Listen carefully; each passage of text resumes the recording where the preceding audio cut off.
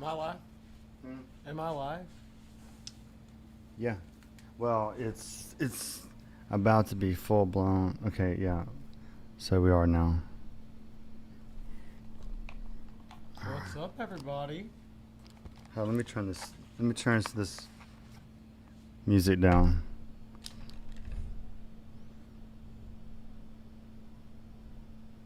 All right. So mic check, mic check. Mic check, mic check. My illustrious co-host Reagan. What's up, Jason? I'm so glad to be back doing this, my man. Hey, get closer to that mic. So glad to be back doing this, my man. There you go. There you go. Yeah. Long time. Yeah, I think we had to take down the last episode because of a bad decision I made. Are you making that same mistake?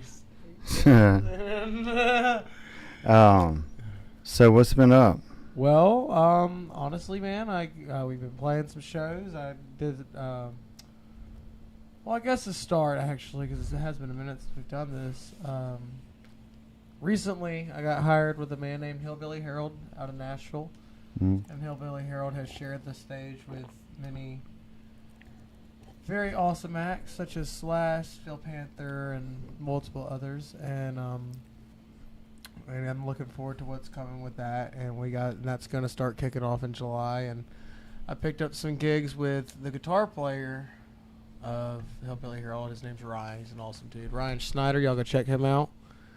Ryan Snyder? Ryan Snyder, yeah. Who is he?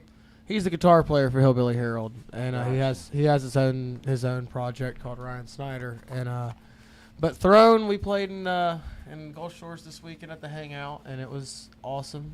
It was incredibly packed. It was everybody I knew was at the beach this weekend for some reason. I don't know why everybody. I guess the weekend before Memorial Weekend. I don't know if that had anything to do with it, but hey, so let me ask you this. Yeah. All right, so you said he's got the Ryan what? Ryan Snyder. Ryan Snyder. So is I see a lot of rock guys that do that at a certain point. What? Where they have their own moniker as their show.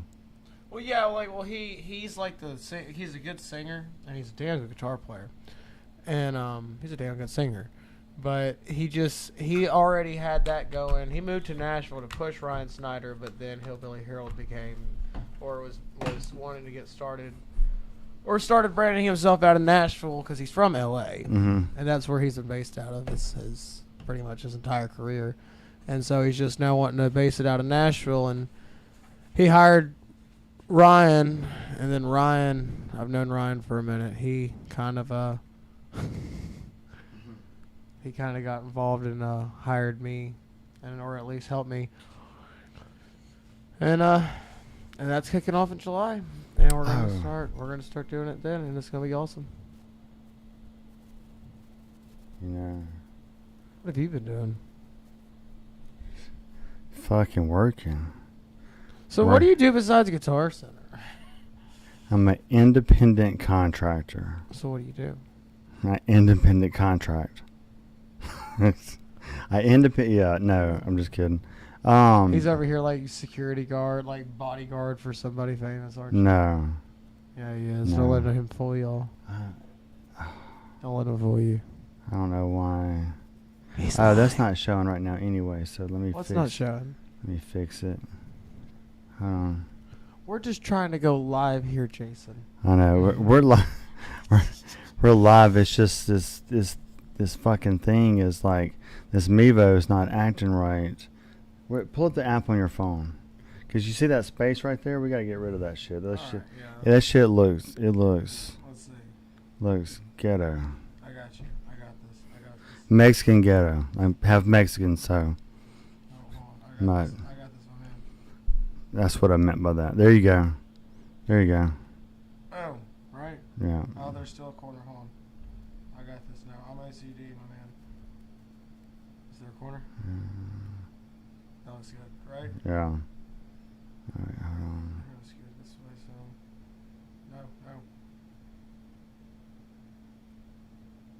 Yeah, you just leave it like that. Well, widen it up a little bit. Here, it'll come down with No. I want it. Get a little bit wider. Yeah, damn it. Oh, yeah, how does that? And then we're going to shrink it over here. Like, no, actually, let it go full screen. Just let it go full screen. Full screen? Yeah. I'm just trying to help everybody. I'm not good at this. I've never done this before. This is Jason's stuff. I just play drums. No, you're good. Okay. There we go. Here, kid, do you want me to shrink it a little bit? Huh? No. Just leave it like that. And then, boom. Cool. All right. And then the other one will be like this. Because this will be the screen in the back. You get what I'm saying? Yeah. Okay. All right, we're going to put that there so we can see ourselves. So now people can see you. Were they not able to see me before? No, we had the standby thing going on while this open dialogue was. Cool. Hey, move that up that way. Huh? Move that up that way. What's this? Yeah, move that up that way. Well, hi everybody. This is well, now I can say hi because now we're on camera. But Jason. Yeah, you were asking me about my independent contracting. Yeah, what do you do? Who do you kill? No, I just independent. No, so at one point, this is actually a great start to that story I was going to tell you. But at one point, I had explored the option of doing Uber and Lyft, right, and being an Uber and Lyft driver, which is fine. It's actually one of the main things I do, but like I wanted to make a goal of like at least about 1,000 a week that I wanted to make, right? And so then once I made that goal, I was like, well, I'm an independent contractor. I'm not an Uber driver. I'm an independent contractor, so I just need to make it happen, regardless if it's Uber or not. Yeah. Right. And so I've signed up for every single thing that you do, and I do different things that aren't on the apps as well. But I've signed up for every single thing that you can do, and you start on a Monday at 0, and you're like, fuck, I gotta get to $1,000, right? It's a little daunting. It's a little discouraging, right? So I find it easier if you break it up by day, and I try to do $150 to $200 a day. Yeah. No, however I get it. I don't care if it's Uber or Lyft or what, but however I get it, doesn't matter to me. So I start, and I don't like to work nights. So, and I would rather work like early morning shifts. Yeah. So there'll be days, especially kind of like right now, I'll start around 3 a.m. and I'll hit $200 by 10 a.m. Damn. And so then I'll go home for the rest of the day. Now, let's just say that doesn't happen. Then if Uber and Lyft slow down, then I'll just pick up one of the other apps, whichever one's busiest and is paying the most next that I can do, then I'll do that until I do that for a little while. And then, if I don't feel like doing that anymore, or I turn on the Uber app and I start getting rides again, then I'll change. But I find though, if you break it up by day like that and make those daily goals, and just, as long as you achieve those goals every day, and it's like between $150 to $200 a day, then you can work 5 to 6 days a week, and you can make $1,000 a week. Yeah, or $1,000 a week. Yeah. Right, and then, there's so much that you can learn by working the gig economy if you've never owned your own business. Yeah. Just by working these apps and building your taxes and things like that is really building the foundation for owning your own business. And so you just treat the whole fucking thing like a business. Don't be a Uber driver. Don't be a dasher. Be an independent contractor. You do what the fuck you want to with whom you want to. And if one of them starts tripping about some small shit that you don't agree with or whatever, tell them to kick rocks, because you got 7 other fucking apps you can go to. Yeah. Right? Give yourself options to where you don't have to put up with nobody's bullshit, and you can make your living. We'll see. That's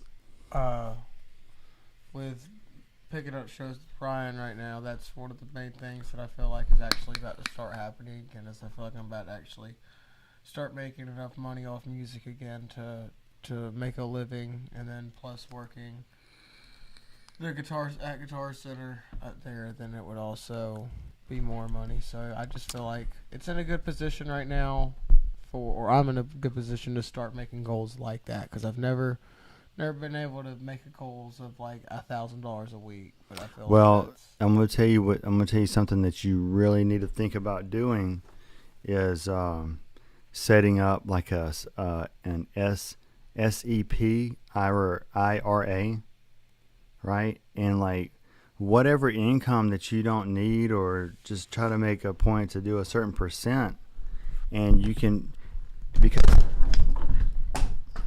a lot of damn, this table sucks, bro. I'm not gonna stand up here and do that shit. Oh man, all right. Or man, we were just having. This was a spur of the moment thing, ladies and gentlemen. He messaged me not too long ago and was like, "You want to go live tonight?" And I was like, "Yeah, sure. I'm off tomorrow." Not. I know that shit is falling off like 3 damn times. It has. Of course, this is a plastic table too. Yeah, it's not the best. Again, spur of the moment, thrown together. What But was I saying? talking about SER. Oh yeah, the Jesus Christ. Jesus H Christ. Oh, I know what the problem is.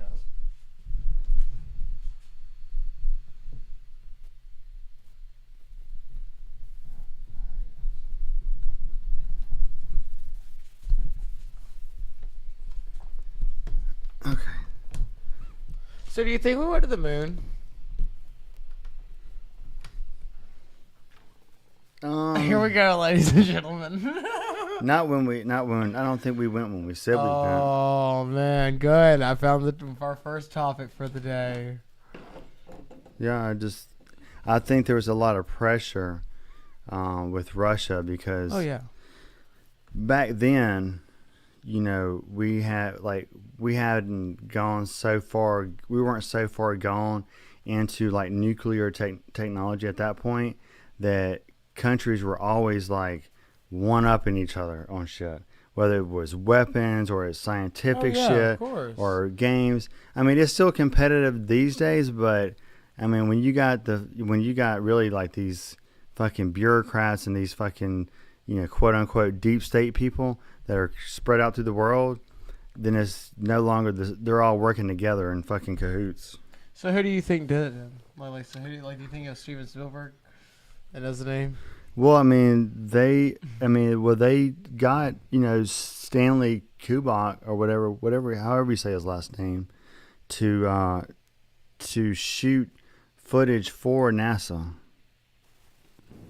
I mean, they didn't specifically say, like they had him shoot footage for something. I can't remember what it was, but I mean, they were already working with like film people on different types of shit. I just feel like, look. I mean, they do that shit these days. So for something like that to be faked, bruh, thousands of people would have to be in on it, and the chance of them keeping their mouth shut for this long, and bruh, like listen to me. All you have to do on the day of launch is you have to give limited access to the control tower. The rest of it is shown on TV. But I'm talking about just the whole process of like filming it and like, bruh, it's TV.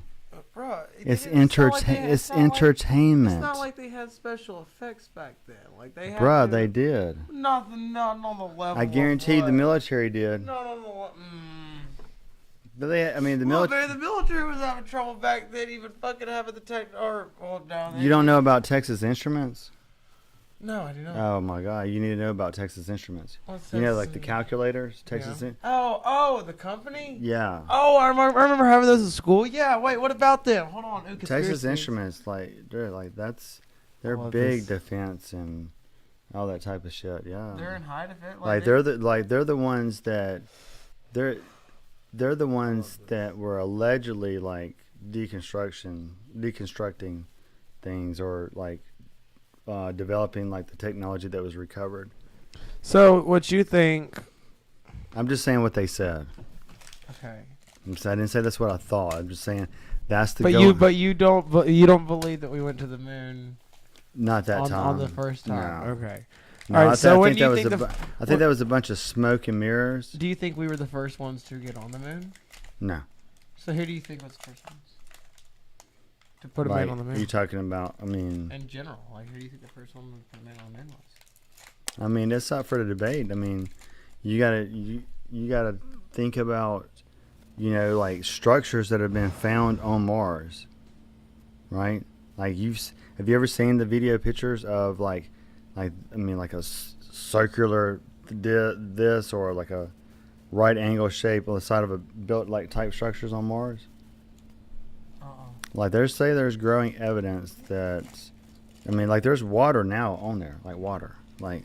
Water is like, that's what, when they go look for life, like that's one of the things that they look for is water. Yeah, no, they say the three, what I've always heard is you got to have the three main things to have life as we know it. You got to have water, you got to have some kind of land, some kind of rock for that life to grow on.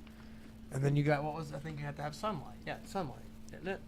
And oxygen. Well, yeah, but, And well, sex. I mean, like, yeah, but like I think that I watched something where it talked about the main three. I forgot what it. I don't know. It's been a while since I've seen it. You need energy. Well. Yeah, sunlight, energy. Well, yeah, but no, I forgot what all. What the three main things that science that claims that you need to be able to have life as we know it. That's why we call it life as we know it. Because if there is a chance that there is another alien life form out there somewhere, they may not be built just like us. They may not be accustomed to their world. Like their world may require their bodies to evolve into something. Well, let me ask you this. Yeah. What do you think is the cause of such a dramatic change in technology over the course of like a decade? Let me think. Like we're talking a decade that shit went from like I just think no cell phones to like you're doing business through text messaging. I just think that and FaceTime. I just think that, and like it just so happened that Thomas Edison found out about the light bulb, and we've just over time have slowly started figuring out more, and it has gotten faster because we've learned how to find out more about what certain materials can do, and like and what properties certain things can do. I don't know how to explain. Right. I just feel like we understand how to reverse engineer better than what we ever have, and I feel like this Tesla. dude right here. I know Nikola Tesla. I know who Tesla. Do you is. know that this dude right here, like if I'm not Can mistaken, they see this? no, not yet. Okay. This if I'm not mistaken, this dude here was actually made a wireless telephone call back then.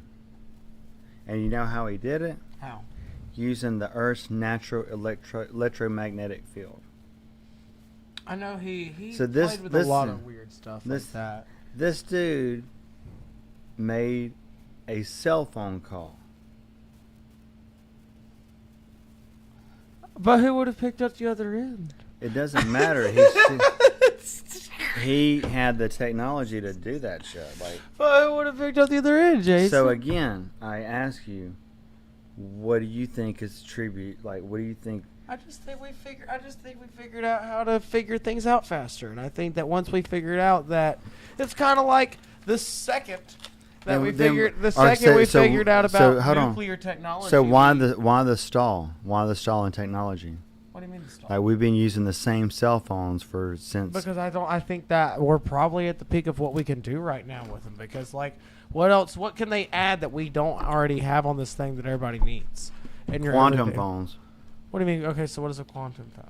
You know what a quantum computer is? Like I know what quantum physics. I've heard that. But Right, quantum computers, like can do like a zillion mathematical equations like every Well, so can second. this. Huh? I mean, that can do a lot. Yeah, how? No. Let me show you. Let's pull it up. Quantum. What is it? Y'all come on, go ahead and tell us right now if there's anybody in the comment section. I don't know. Is there anybody in here? I don't know. Hold on. Quantum. If there's anybody in here, you'll go ahead and tell us in the comment section. What do you think that they could add to iPhones or to Androids nowadays that you need in your everyday life that they don't already have? What could they do besides make the camera better, make them faster, which is what they're doing? Quantum computing is the exploitation of collective properties of quantum states such as superposition and entanglement to perform computation. The devices that perform quantum computations are known as quantum computers. They are believed to be able to solve certain computational problems such as integer factorization, which underlies RSA encryption, substantially faster than classical computers. Let's see. The study of quantum computing is a subfield of quantum information science. It is likely to expand in the next few years as the field shifts toward real-world use in pharmaceutical data security and other applications. Well, then that might be the direction that phones start going. But like, I mean, that all you're doing is making it a little bit better. Again, like with just what it would make it. What make it? You think it would make it faster? You think it would make it? I think hologram technology is going to be one of the next things. Well, I'll tell you. Like to be able to have a meeting with your business partner. As a big gun shooter, I don't know if you are familiar. I mean, you have military background. You know what EOTech is? You know what EOTech is? An EOTech holographic sight. The way it puts it in the glass, it makes it look like the reticle is actually on the target, like it's on what you're shooting at. The way that it looks in the actual frame. Right. So like, I mean, that looks really cool, and that looks like it's onto something there. I would like to see like some hologram technology where it puts it in. Jason just left the room. He just left me in here. But I mean, I don't know if that already exists. I don't know. I don't know if with modern day technology, I just play drums and sell drums.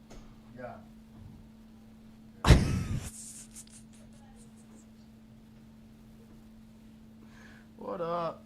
I'm gonna look at Throne of Eden and Hillbilly Harold on everything. I love you guys.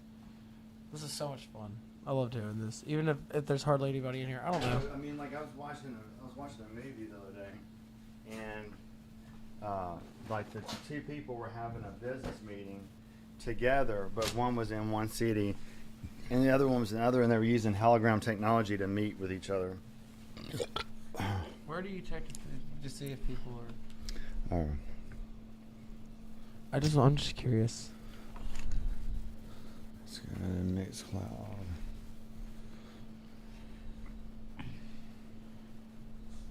Because if there is, I just want to see the comments. There's nobody right now. Let's look on Twitch. Week. It is 12:30 on a Wednesday. That is true. And I don't do this a lot.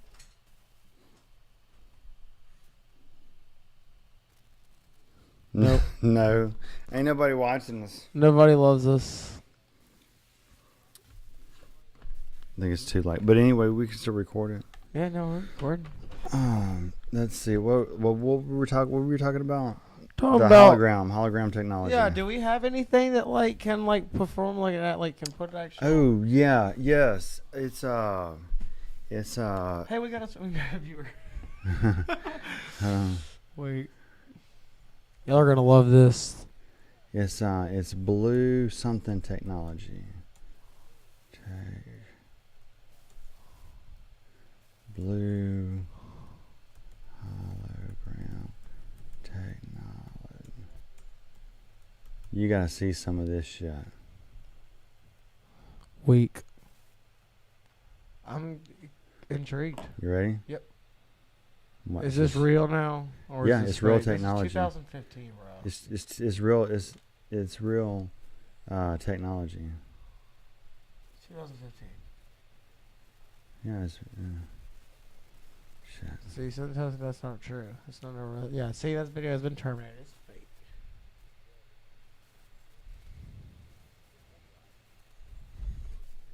Here, I've seen it before. You can listen. I don't think there's any music to it. But just watch it.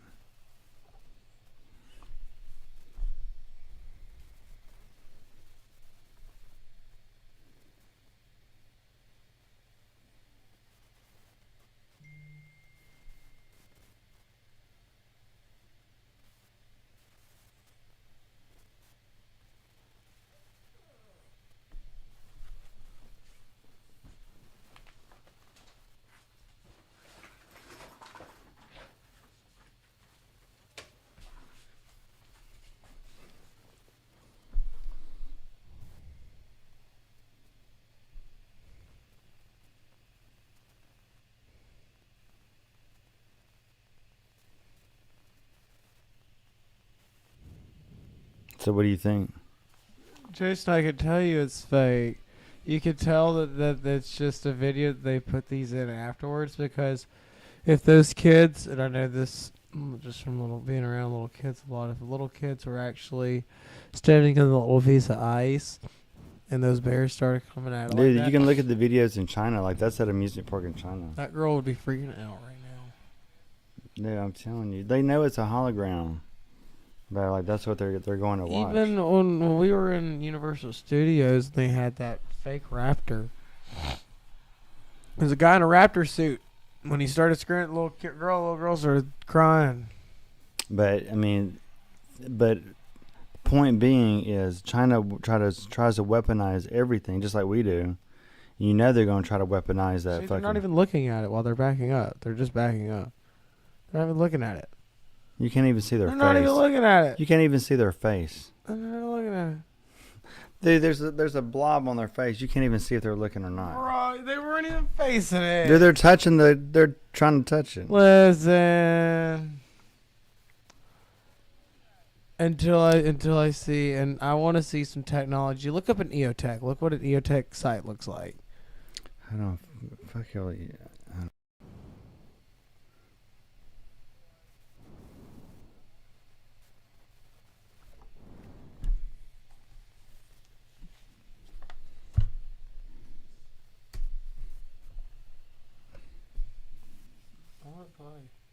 I was.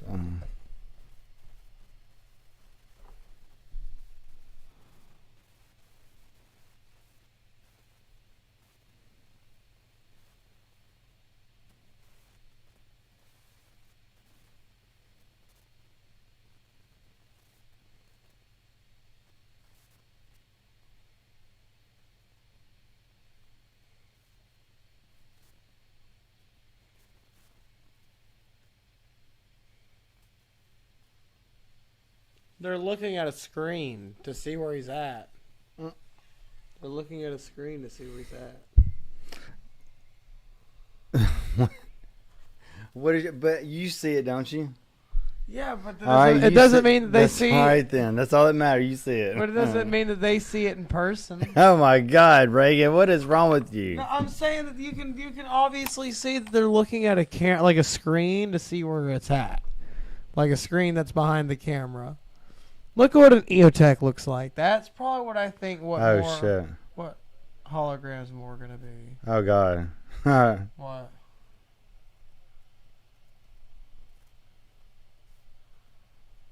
Jesus Christ. We got like, we had... What? It was like a group conversation between me and you and me and you and me and you. Because we had 3 windows open. Oh, I'm so weak. Yeah. Oh, yeah, because Twitch is a little bit behind. Well, I mean, this one, the audio was on this one, and then, like, ours. So, I'm weak. all right, what did you want me to look up? Look up an EOTech site. How do you spell EO? EO, like the letter EO, tech. And then just type in, holographic, yeah. Hybrid? No, just type in holographic. Yeah, go ahead and see what that did. Okay. Just want you to look. Nah, here, let me see.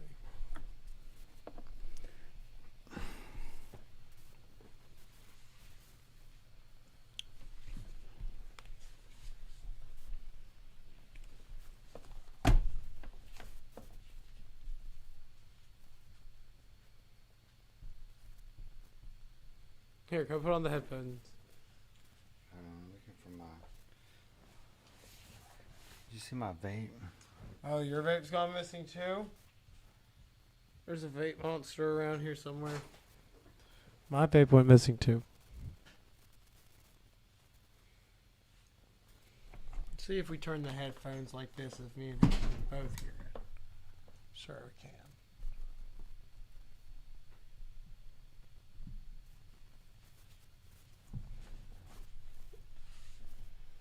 The volume all the way up.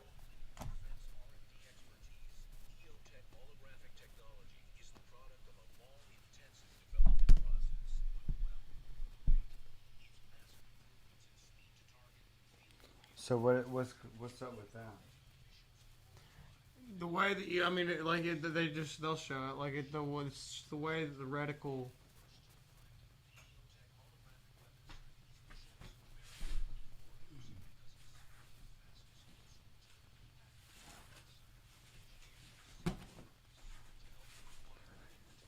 So what's good about it?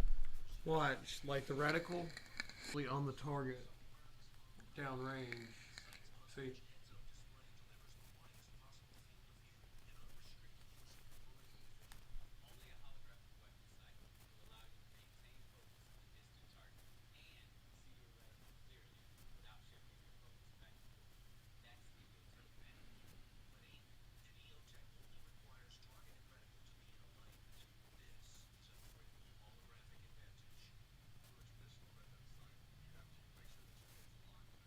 Yeah.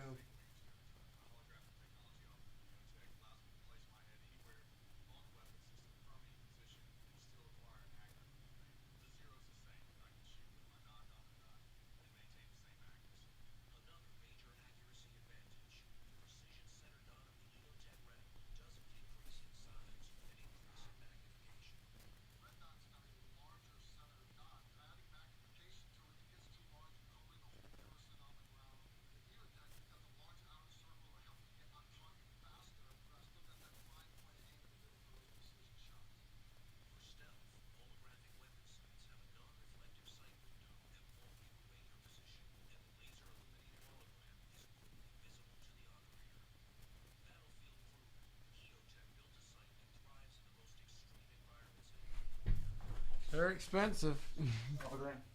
Oh yeah. You can buy a whole new AR for the price. One of those.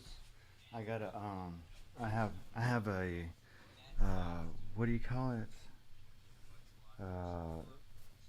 They use them in special operations. Fuck, I can't remember the name of that damn. What does it do? It's a site. Elk inspectors? No. ACOG? Yeah, ACOG. What is it made by? Trichicon? Mhm. Oh, that's a nice one. That's an over $1,000 optic itself. Yeah, I got it for like 500.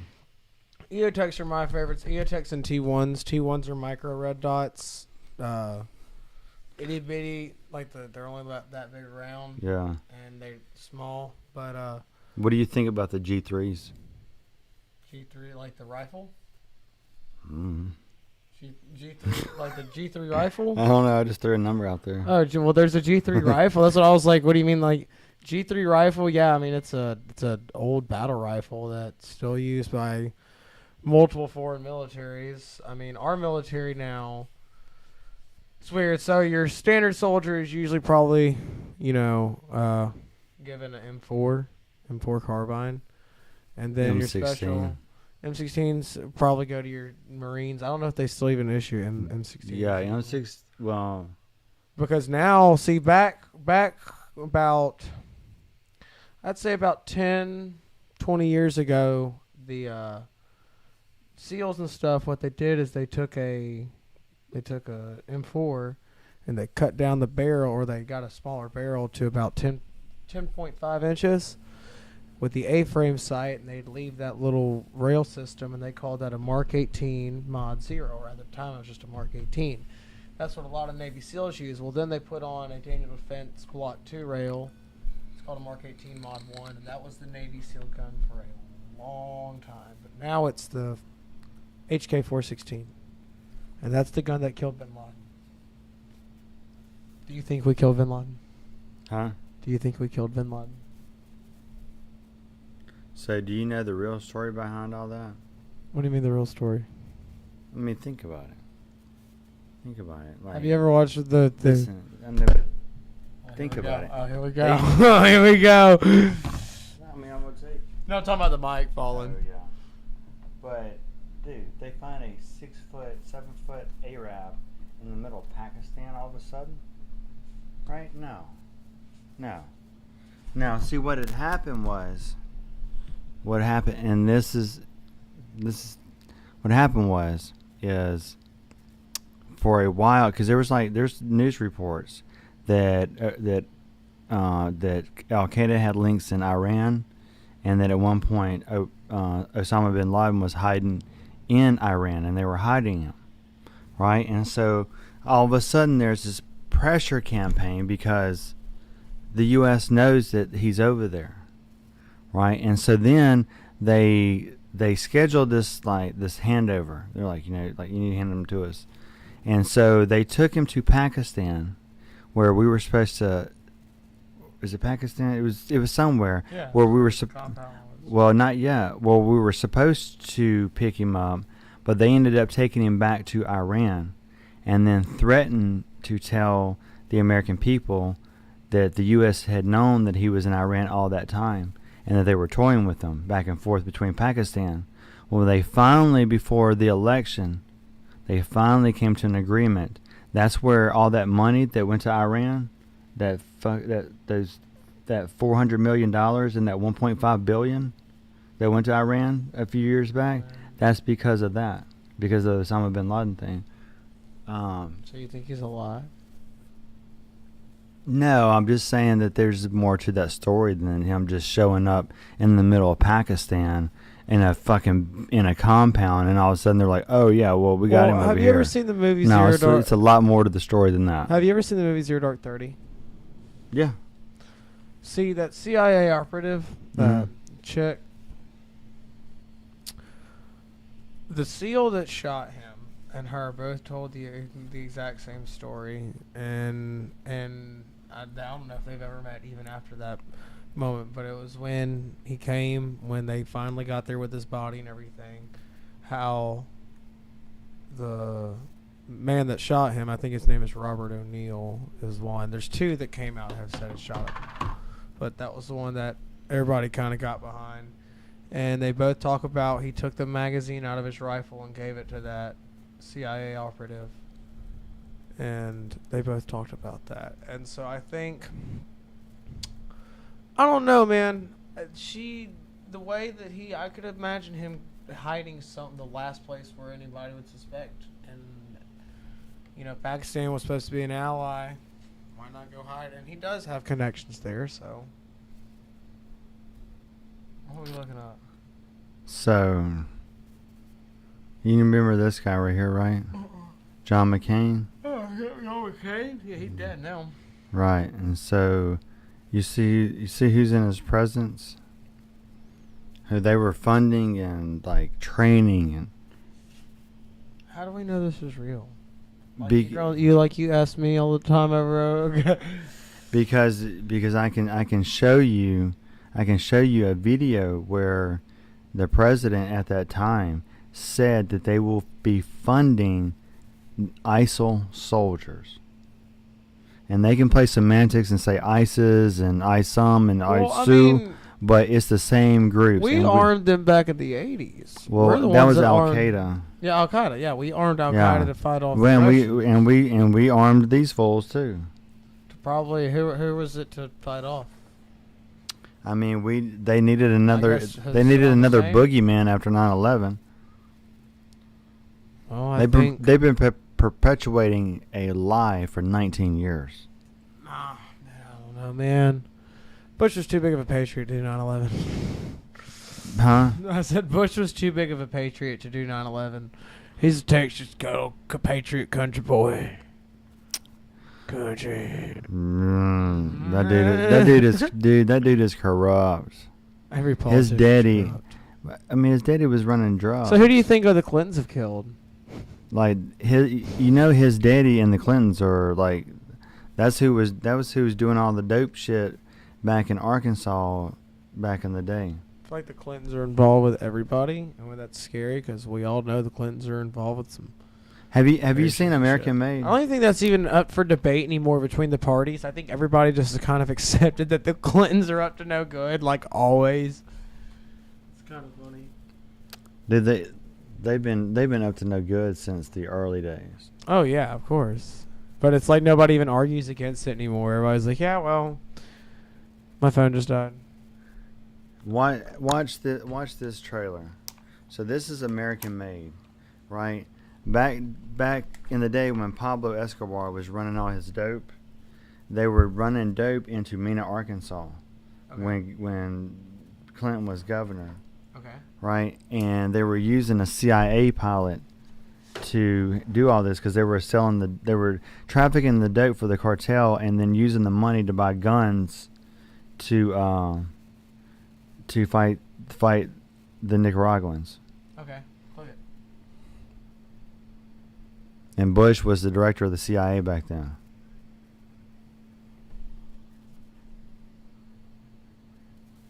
And this guy's name is Barry Seal. He was a CIA pilot that worked with him.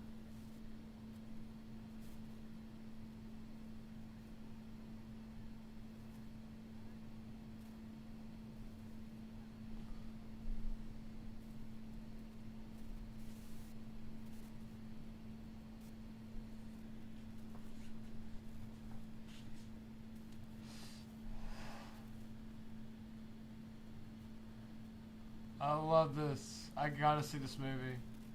Yeah, I'm telling you, like that's the Bushes and the Clintons and probably some Reagan too. I don't know.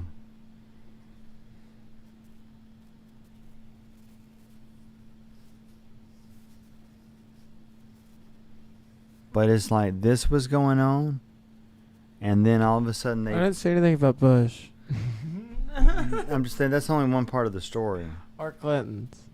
I want to see some bad things about the Clintons. That's some funny stuff. Oh yeah. Bad stuff on the Clintons is funny. What was that? Let's look up Pizzagate. Now have you seen this? The Clinton cash? You haven't. What is this? I don't know.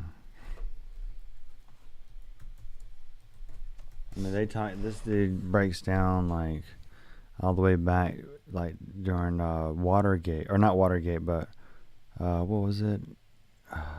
They had a bunch of scandals, like fucking Bill Clinton was using some of the fucking troopers to fucking help him, like fucking run around on Hillary and fuck bitches and shit.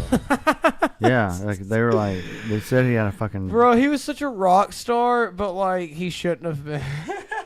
You can't be a rock star and a president, man. Well, Kennedy did it. And Kennedy did pretty good at it. Where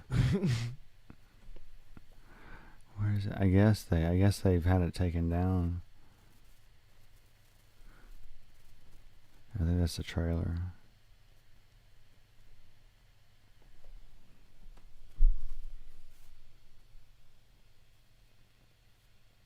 Oh, you.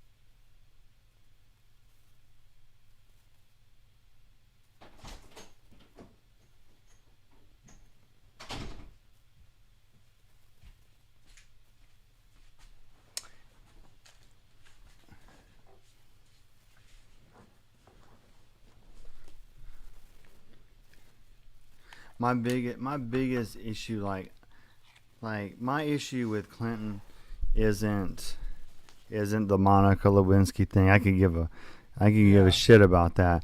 My biggest issue with him is him bringing China into like the World Trade Organization, and now we're bombarded with cheap Chinese shit instead of American made shit.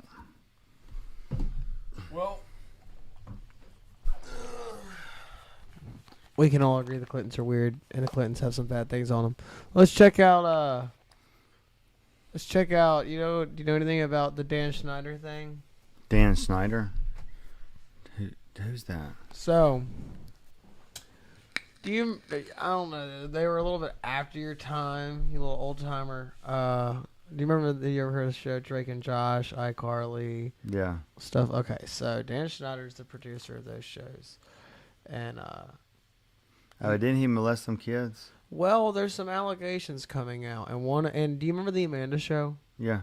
Amanda Bynes? Yeah. So. You know. Well, some no. shit's happened to her. Listen. So, there's a reason Nickelodeon doesn't air the Amanda Show anymore, and it has nothing to do with the ratings or anything. It was one of the most popular shows. It's because Amanda Bynes has lost her mind, or at least she did for a while. Last I heard, she's doing pretty good lately. But dude, one picture of her in the mirror where she's like, I was like, what the fuck? Like, she must be on some drugs right there, some awful drugs. Well, dude, they give you like ugly face. One of Dan Schneider's like secondhand guys, he got arrested because it came out that he molested a young male star on the show, and they never released who it was. And like, there's still no 100% on who it was. They just said that. So they're rebooting iCarly, the show, and the second girl, Sam, she's not going to be on it because she said that Dan Schneider fucked her up so much that like she'll never work on TV again. Same thing for the kid that played. Well, I mean, no, Gibby.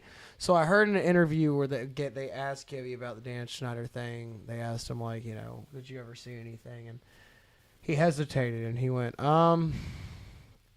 he said, look, I never saw anything, but I'm not going to say nothing ever happened because I don't want to be on the side of the people that said nothing happened if anything ever comes out that happened. Right. And he was like, but I never saw anything. And so there's not 100% proof, but like there's a lot of evidence in the shows that he like had a lot of. Well, all right, so dude, like, you can be on the couch while that's going on in the back bedroom. Yeah. Oh yeah. And 100%. you can sit there and say, I've never seen it before. Yeah. Yep.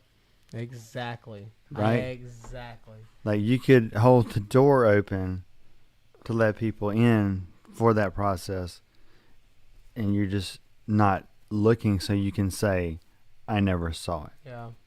But the girl that played Sam hasn't ever come out and said that he ever molested her or anything. She just said that he fucked her up so bad that. What does that mean? I don't know, but you can go watch. That means that she released a video of her. It was like a Vine back when Vine was a big thing. And it was her, and her hair was all like destroyed, and her makeup was everywhere. And she was like, "Look what you did to me! Look what you did to me, Dan Schneider!" And like, she tried to play it off as a joke after everybody kind of like freaked out after it, but like, yeah, he fucked her. I mean, he did something.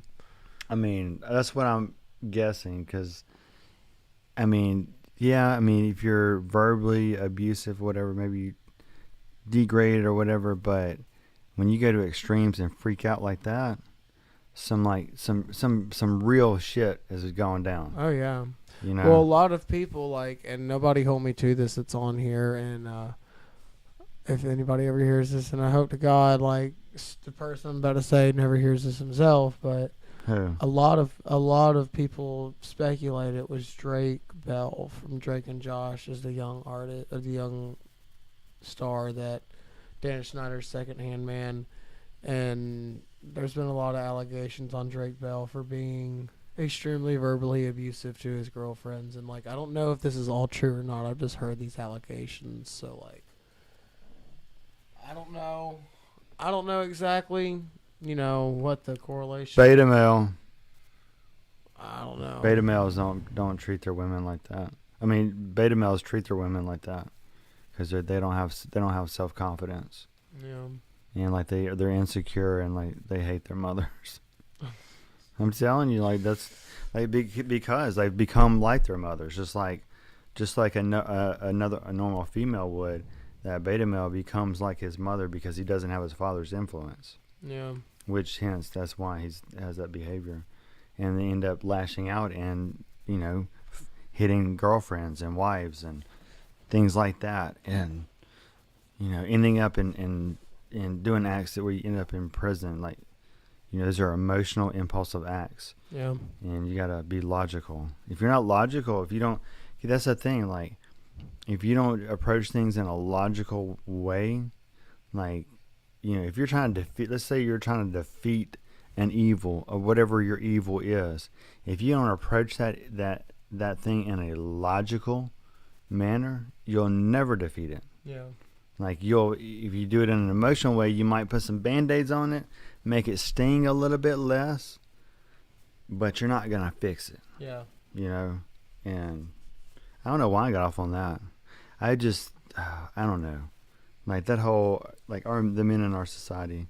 I'd be worrying about the young men in our society sometimes. I'd be worried about everybody, all the young people in our society. Like, yeah, but especially the young men though, because I feel like they're under attack to conform, to be, a certain way because of this, that, and other. When really you should be teaching these young men to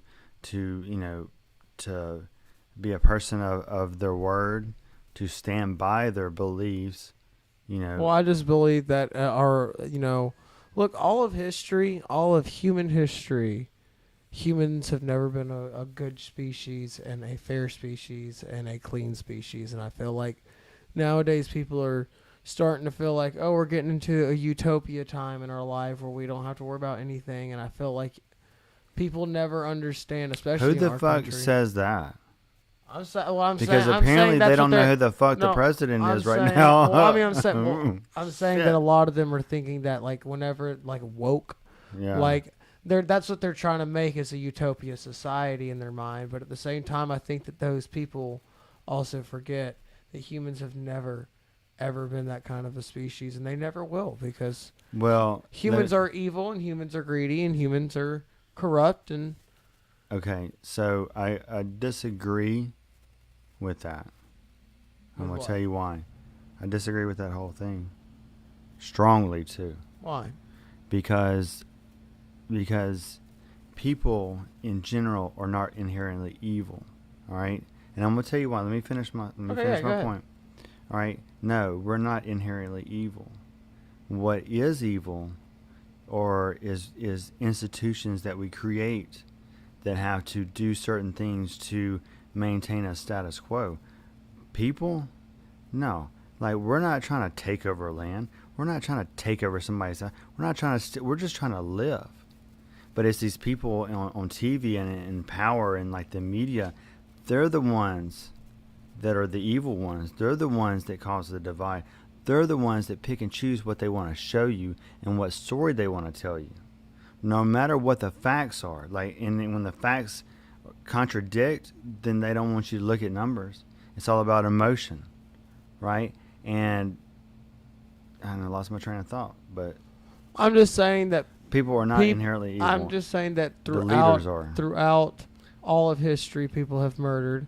And not only not under. I'm talking about your daily murder that happens in the streets every day of between. Well, yeah, Satan's got to do his job. Well, I'm just saying that like people. That's not people. And that's always going to be there. People. But I'm saying, but that's always that's not be people. There. But that's Satan. That's Satan. always going to be there. Right, but that's Satan. And that's what I'm saying. That's is a spiritual thing. That's not a physical thing. But that's always going to be there. Throughout our history, that's always going to be there. That's always has been. I was watching a video today. That's why you got to believe in God. I was watching a video today about why Venice, Italy was made and why it was made like it is, like with the canals, and it was because they got tired. The mainland got tired of being invaded when the Roman Empire fell, because technically they were part of the Roman Empire. And when the Roman Empire fell, they couldn't get anybody out there to help support and defend. So they had to move to the marshlands and literally built the city on water to avoid being invaded because invading forces couldn't get their horses and their carriages, all that kind of stuff across the water. And so I'm just saying that even back then. But did those soldiers all get together and go, we're going to go try to attack Venice? Yeah, in fact, Attila the Hun did exactly that. The leaders, the government people, they're the ones that decided that. They're the ones that decided you're going to go put your life in risk for whatever reason. And people blindly followed. Well, yeah, I mean that you're a soldier. Just like Germans blindly followed Hitler. Not just Germans, but a lot of people blindly followed Hitler. Well, and it's one of those things. He created a welfare state. He gave people no choice. He demoralized them. He broke them, and he put them in a welfare state so he could manipulate them. If you make conditions worse for any human, they'll go back to their primal states. And there is an island in Russia that was famous back in the Soviet times where they used to send prisoners, and they would just abandon these prisoners on this island with nothing.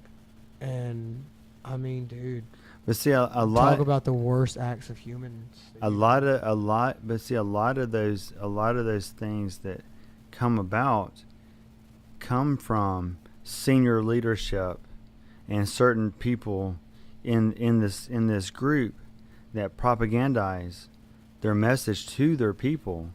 I mean, I'm sure.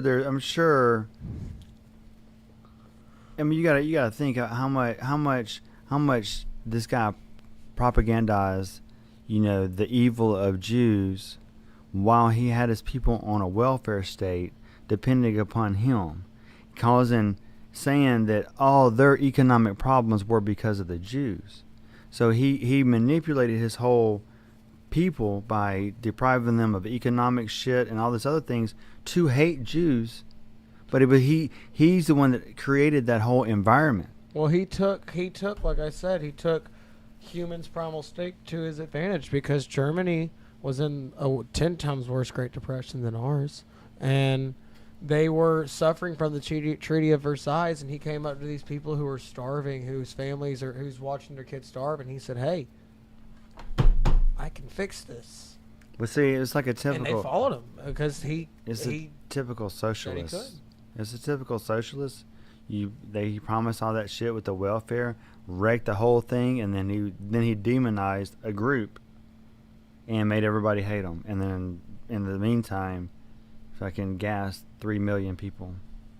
6 million. 6 million. 6 million Jews, and that's not including 6 million sorry. Jews, not including the everybody else. I mean, he went after a lot of groups of people, and I'm just saying that, like when you get humans down to a point of where they're watching their kids starve.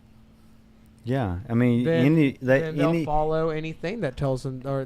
Any group, and not just Nazism, but if you demoralize a group and you starve them, and the only way is your way, just like you see happening now.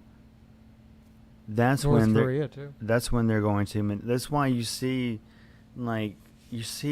I don't know, like some of these people, like when you see them speak about certain topics, like you know in your mind you're like, damn, like these people don't ever read. Oh yeah, we need to change that. Oh wait, no. Yeah, that's fine. But it's like people have lost their critical thinking skills because they have made it their business to make a joke out of you if you question anything. You question anything that's counter to what's said on TV, like you're some conspiracy or you're not credible. They point out every single thing. Your person's on Xanax and this, that, and other, and when half of these motherfuckers on the media are on doped up on shit too. But there is no incentive for free thought these days, only in group thought. Mm-hmm. Right? If you try to have some individual thought or critical thinking, like people, I mean, you're a racist, really. Oh yeah. Sometimes. Well, see, I watch And I don't agree with everything he says or believes, but I watch a lot of Steven Crowder because I really like his Change My Mind series where he. You ever Oh seen- yeah. Yeah. Mhm. I like watching that, and one thing that I've just learned from that, man, is that people are so emotionally charged in politics nowadays that they can't sit down and have a calm discussion. Most of them, It's so funny though. I mean, dude, they come in That's so funny. so hot, and it's like, man, why you gotta be like that? Like, we could sit here and have a calm discussion about this, but then again, man, you'll never. I mean, Somebody who's emotionally charged in something, you'll never convince them of something else. Like, and that's what I feel like. That's one thing the media tries to do. Is the media tries to get people emotionally charged into politics, and just tell you that if you don't believe a certain way, then you're a terrible fucking person. And it's like, no, I'm not. That doesn't make me a terrible person. I just believe. I see things different, and I should, because the way that I see and live my life is a lot different than some guy who does hair in California. so did you hear about that leaked? I think it's a leaked video. This teacher in Portland is talking to like 8th graders about activism and being revolutionaries and all this kind of shit. And apparently a lot of those groups up there that have been getting arrested, like the little Antifa groups, are led by teenagers. Oh yeah. So they're like, these people are working on fucking up a generation. They're gonna have police records. They're gonna have. I mean, they're not gonna be able to get a job, and they're gonna further hate the system because these people have managed to manipulate these kids into doing these acts because, apparently your record be right clean when you're 18, depending upon what you do, I guess. Well, either way. I mean, but see, that's the thing. Like, I'm like, where the fuck is the parents at, for one? Because like, you can blame these groups all you want to, but it starts with the household. It starts with the parents. I do. Look, there's a book, and I talk about this a lot because I think it's interesting. And I don't know. I've never read it. I didn't think you did. My friend, yeah, exactly. My friend I was like, Kyle. he can I'm read. not going to say his last name because he is a Birmingham police officer, so I'm not going to say anything about his information. But he told me about a book Super secret. Told me about a book called The Wall. By Pink Floyd? No, that's an album. That's an album. I thought there was a book too. I don't know. And a video. And a light show. So The Wall I ate some mushrooms to it.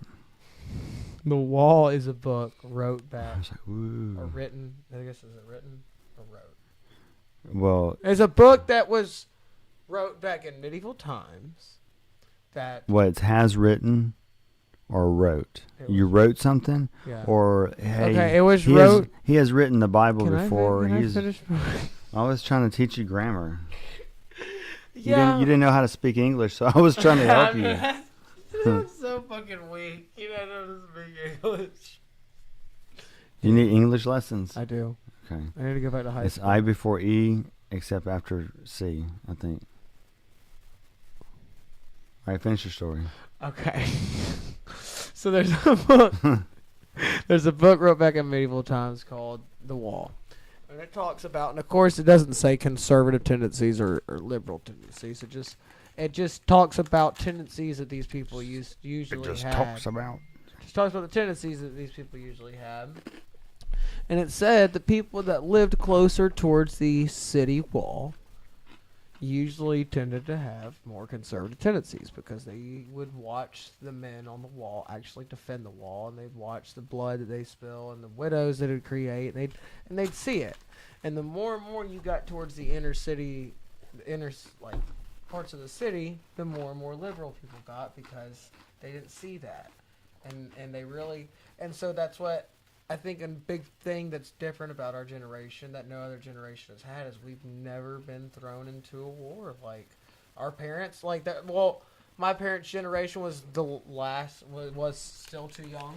So my parents were never thrown into a war. I mean, Their parents were.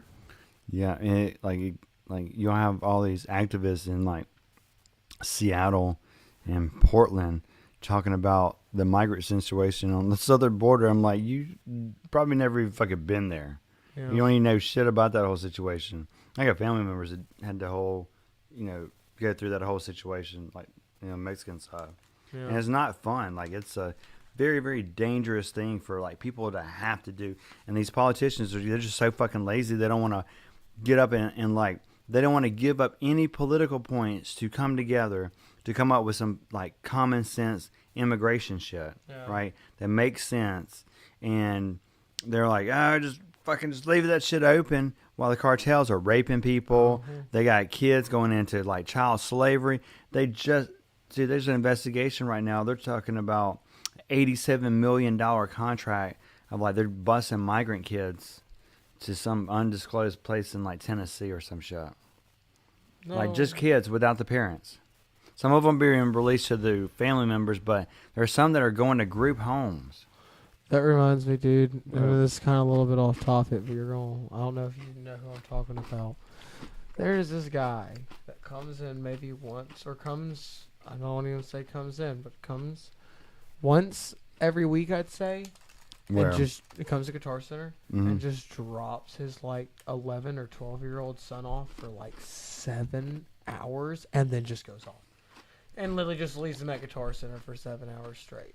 And this kid, like, we don't know his name because everybody talks to him because he's a weird kid. Like, no offense to him, but. How old is he? He's probably 11 or 12, dude. And he just sits there and walks around. He'll go play on the drum kit for a minute. He'll go mess on a guitar for a minute. And he'll just, little redhead kid. Does he ever say where his dad's at? No, we don't ever ask him because, like, I mean, like, we're just now starting to notice it, but we're starting to notice, like, man, this kid, like, this is happening a lot. And.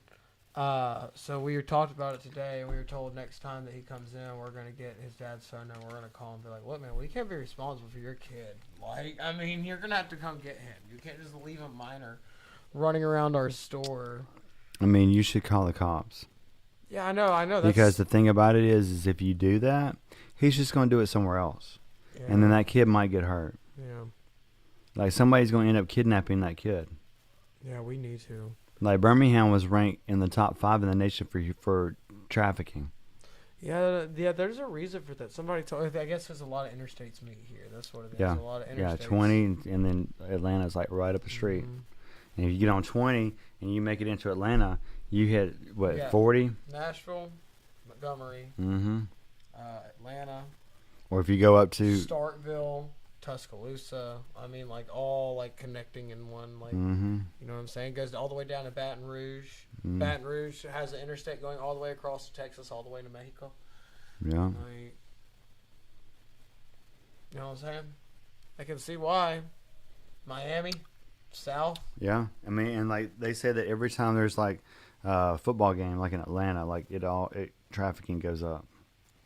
Because you got people being trafficked in for the game, and then people being kidnapped and trafficked out. This is why I'm saying every female, every male, everybody, go out, get some training, get a handgun, get your concealed carries permit, and carry a weapon. And never have to worry about this. Because I'm telling you, a well-armed and well-trained militia, I mean, like, citizens, I mean, crime would go down, in my opinion.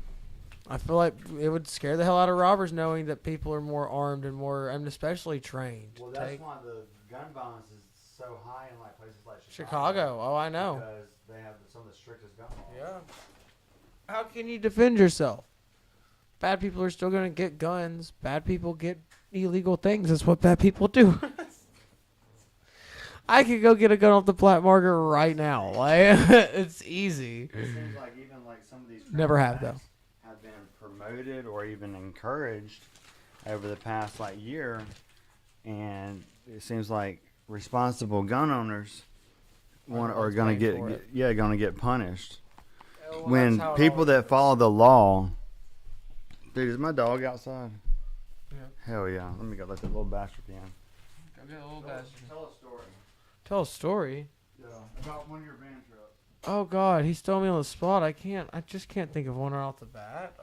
Most of them are too inappropriate to tell on here.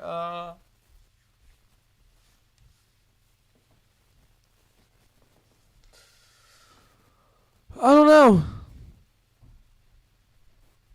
We got flamethrowers. Yep. They go.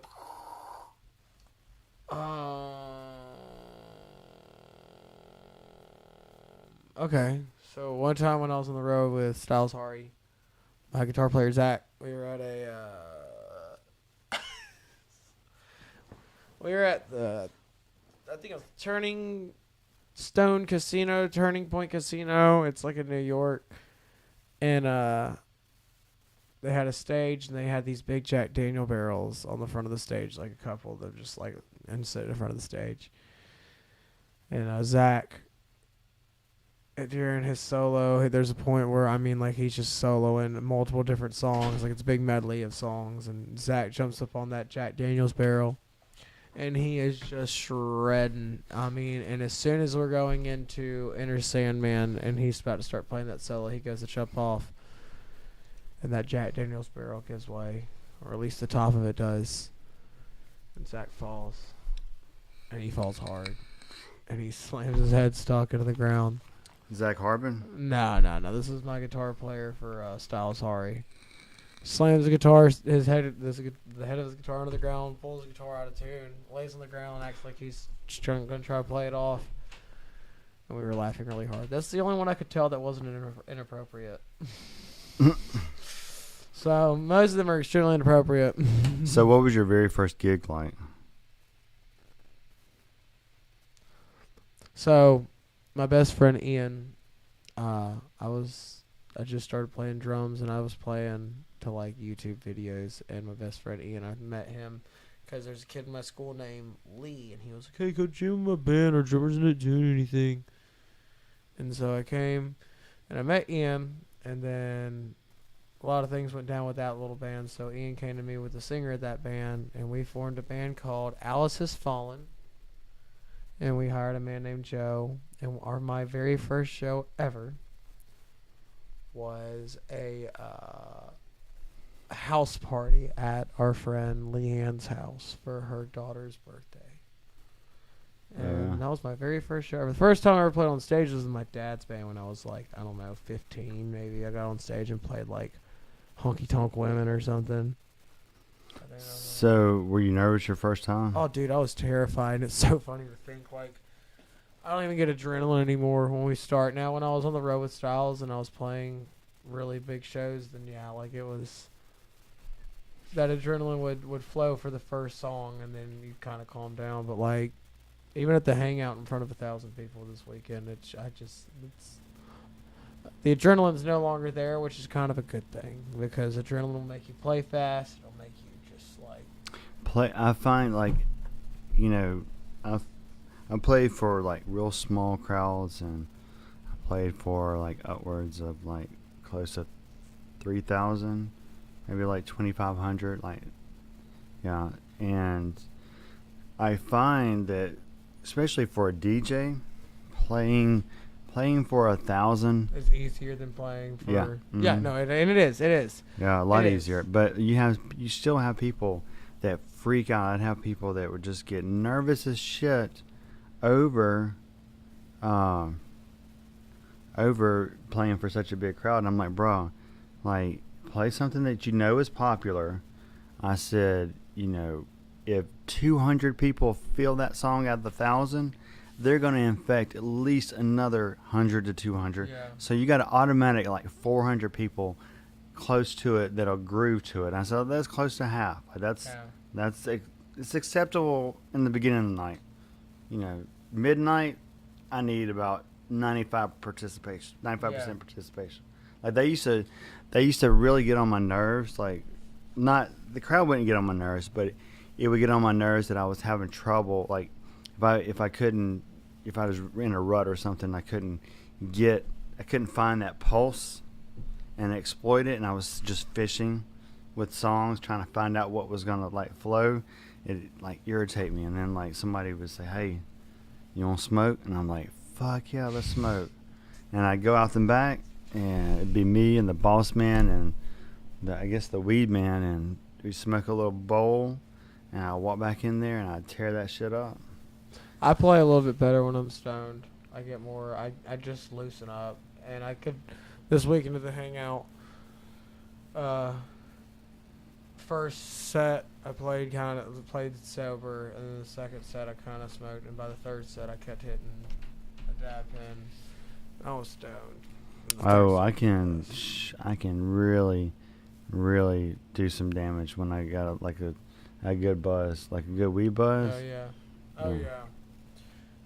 But you're right. Playing for the small crowds is what's hard. But when you're playing for upwards of 15,000 people, it's different because it goes right back to being a little bit nervous. Because if you do drop a stick right here,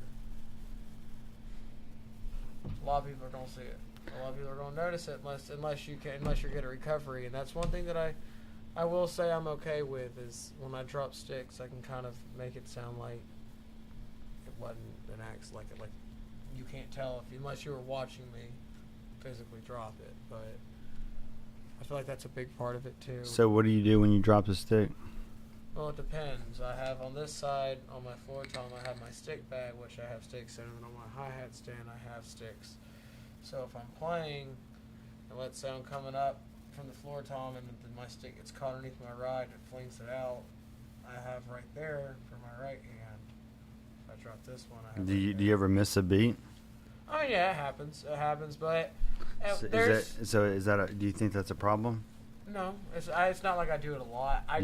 Something you might need to fix, or no? I mean, it just happens. Any drummer's gonna drop sticks. Yeah. Any drummer's gonna drop sticks. Any drummer's gonna break sticks. It's part of it, and no matter what, nobody's ever gonna always play a 100% perfect show. You're gonna have nights where you play better. I will say that. I will say that some days when you just have an off day, those exist. Where you just don't feel it, you just can't pick up on the groove sometimes, and like you rely more on your metronome and thinking more technically about it instead of feeling it. That happens. I don't know what it is. That sucks though. I hate that. Yeah, I don't know what it is about those days. I don't know if it's just you got things on your mind, but because I've tried to like if I'm gonna work on a project, I'll get all this music together, right? But I'll boil it down to like either like one CD or like two like amount of songs, right? And some days, like I've tried it before, I was like, all right, these are the songs that I want to put on the project, right? These are the ones I want to put on there. Now I need to figure out the order, right? So I was sitting there trying to plot it out, right? And arrange them and then get on the turntables and just mix them how I had them laid out. But when I did that, it just didn't feel right. It just didn't feel like it came from my soul. So I just had to put the songs back in there. yeah, Just back in the crate and then smoke and then just go in there and just play, hit record, just play and just let whatever come out yeah, out of the songs in whatever order I deem necessary by just feeling it. exactly. So, Well, I'm not gonna lie, Jason. I'm passing out over here. you're being such a pussy. Well, I am. If I don't have practice tomorrow in Nashville, I'm off, and I would be down. What time you got to leave tomorrow? If I have practice, it'd probably be about. I gotta leave about 8. In the morning? 8 in the morning, yeah. Because it's about a 4-hour drive, and we usually start at 12. So, if that is a thing, but I don't know if it is or not. If it's not, I'm down to do this. We can film multiple episodes tomorrow if you want. Yeah, just let me know whenever you find out. Yeah. I love everybody. Are we going to end this? You going to keep going? Yeah, no, I'm in this. All right, so just make sure you like, share, subscribe. Pay attention tomorrow, though, because tomorrow night I do have Lady A from Birmingham. Do I know Lady A? I don't know. I met her, like I was doing this, buddy of mine had this thing going on where people were performing for a chance to open up for Tory Lanez, or work with Tory Lanez, which is a rapper. Huh. And so I met her there, and like I liked her set, and so I was like, hey, I want to get you on for an interview. So she's got a new single coming out, and so we're going to talk about that tomorrow. And then I can't wait. I met a black country singer, and the song that he let me listen to was dope. Really? dope. Yeah, it really was. It just, I told him I was like, I like country. I'm not a huge fan, especially like the poppy country. But I do like some country. I like Upchurch too. Yeah. But and I told him I was like, country needs like some soul in it a little bit. Some because this poppy shit, it's not country. No. I like the rock country and the metal country. It's like pop music with a country twang. Yeah. But anyway, so that's it. We're out. We're out. I will see y'all tomorrow because if I don't, man, I kind of want to be here for that too. So We'll just quit the band and that's how that works. just come on and do this full time. How much you gonna pay me?